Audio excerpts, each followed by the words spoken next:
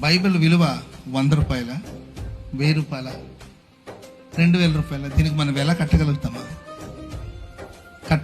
దీనికి విలువ కట్టగలుగుతాం?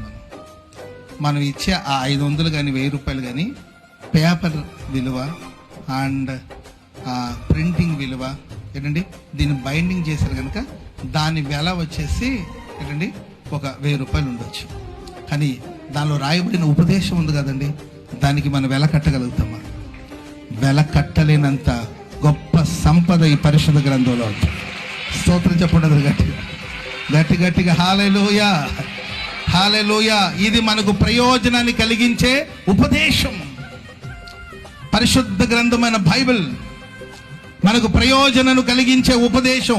ఇశ్రాయేలు పరిశుద్ధ దేవుడు మానవ కోటికి, మానవ సంతతికి ప్రయోజనం కలిగించే ఎన్నో శ్రేష్టమైన ఉపదేశాన్ని దేవుడు మనకిచ్చాడు.